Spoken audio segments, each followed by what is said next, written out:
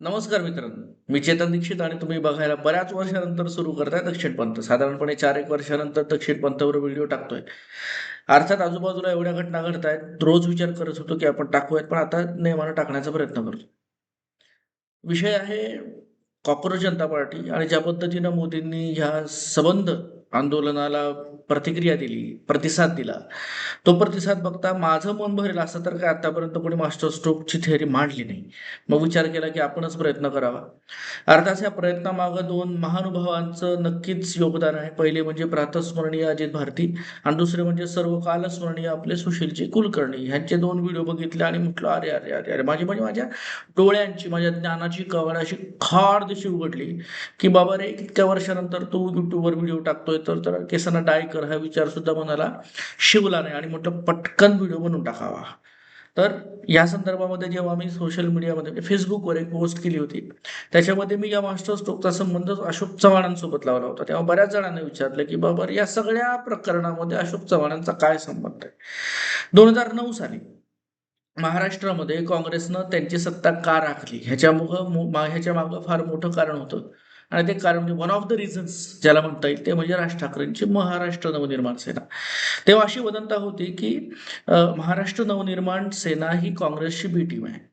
म्हणजे त्यांना जी गरज लागायची ती सगळीच्या सगळी काँग्रेस पुरवायची, की जेणेकरून 2009च्या लोकसभेच्या निवडणुकीमध्ये भारतीय जनता पार्टी आणि शिवसेना यांच्या खासदारांना मजबूत माती मिळाली. म्हणजे बऱ्याच मतदारसंघामध्ये महाराष्ट्र नवनिर्माण सेनेच्या उमेदवारांनी 2ऱ्या किंवा 3ऱ्या क्रमांकाची मतं घेतली होती. परिणाम बरेच युतीचे खासदार दणक्यात पडले होते आणि 2009 मध्ये काँग्रेस परत आली. केंद्रामध्ये सुद्धा आणि राज्यामध्ये सुद्धा.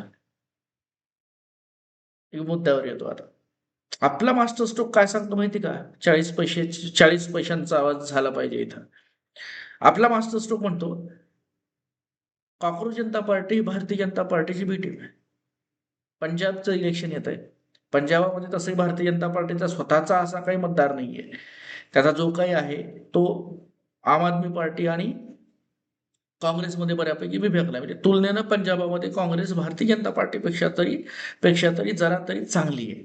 त्यामुळं ह्याचा विचार करता जर आपण काँग्रेस आणि आम आदमी पार्टी ह्या दोघांच्या मतदारामध्ये फूट पाडू शकलो, तर काय करता येईल? हाच विचार 2 वर्षांपूर्वी मोदीजींच्या मनात आला. म्हणूनच त्यांनी साधारणपणे 2 वर्षापूर्वीच अभिजितला सांगितलं, "जा अभिजित जा, जी ले अपनी जिंदगी." आणि अभिजित लगेच अमेरिकेला गेला. आठवतंय? संजय राऊतांनी एक फोटो पोस्ट केला होता. संजय राऊत कधीच खोटं बोलू शकत नाहीत. संजय राऊत ब्रह्मवाक्य. संजय राऊत बोलले, देवच बोलतो. मग त्यांनी ट्वीट केलेला फोटो चुकीचा कसा असू शकेल? त्याच्यामध्ये दिपकी आणि मोदी. नंतर मग भक्त म्हणाले, की खोटा फोटो आहे, खोटा फोटो आहे. अगदी अभिजित पण म्हणाला. धुरंधर चित्रपटामध्ये रणबीर सिंग कधी म्हणतो का,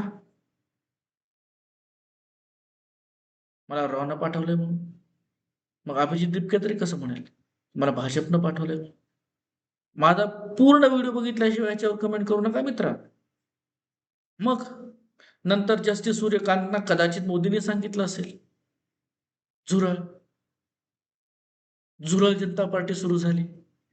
झुरळ जनता पार्टी, कॉकरोच जनता पार्टी त्याच मागण्या घेऊन रस्त्यावर उतरली, ज्या मागण्या करत भारतीय जनता पार्टीचे समर्थक कंठशोष करत होते.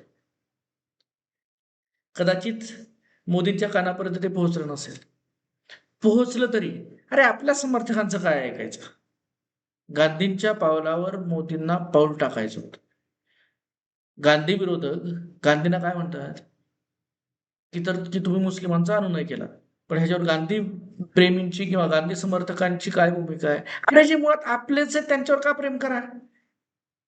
जे आपले नाहीयेत अशांवर प्रेम केलं पाहिजे. म्हणजे माझ्या शत्रूवर जर मी प्रेम केलं, तर माझ्या मित्रांच्या संख्येमध्ये 1 न वाढ होणार आहे. मी माझ्याच मित्रांवर प्रेम का करू?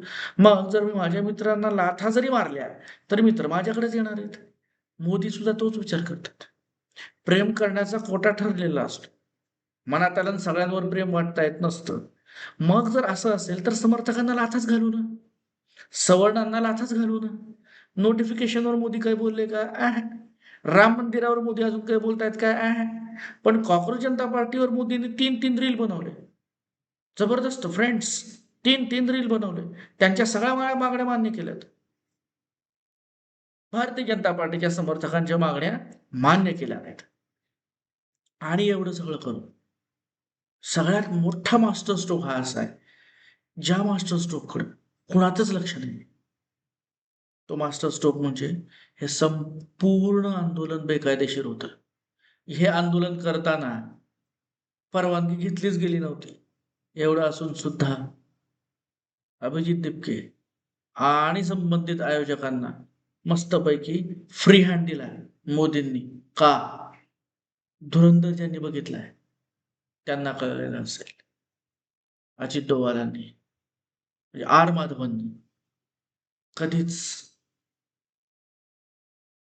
रणवीर सिंग अडचणीत येईल अशी कुठलीच कृती केली नाही. हा खरा मास्टर स्ट्रोक. पंजाब इलेक्शन डोळ्यासमोर येत आहे, म्हणून कसली 2 पावलं मागे घेत आहेत. पंजाबात अभिजित दिपकेच्या साह्यानंच भारतीय जनता पार्टीचं शासन बसणार आहे. कारण हा अभिजित दिपके जेव्हा रस्त्यावर आला तेव्हा आम आदमी पार्टी सुद्धा रस्त्यावर आली, त्या इंडियन नॅशनल काँग्रेस सुद्धा रस्त्यावर आली. त्यामुळं जे कोणी काँग्रेस आणि आम आदमी पार्टीचे समर्थक होते ते अभिजित दिपकेला मतदान करणार आहेत. मोदींना फायदा होणार आहे. आणि म्हणून मित्रांनो, हा खरा मास्टर स्ट्रोक आहे. सुशीलजी कुलकर्णी आणि अजितजी भारती मास्टर स्ट्रोकची थेरी कशी मांडायची ह्याचे मी लवकरच क्लासेस सुरू करतोय. अपेक्षा करतो की पहिले 2 विद्यार्थी तुम्ही दोघं असाल. धन्यवाद. 40 पैसे क्रेडिटेडचा आत्ताच मेसेज वाचलाय. धन्यवाद. बाय. आयुष्य सुंदर आहे, फक्त असे मास्टर स्ट्रोकचे व्हिडिओ जमले पाहिजेत.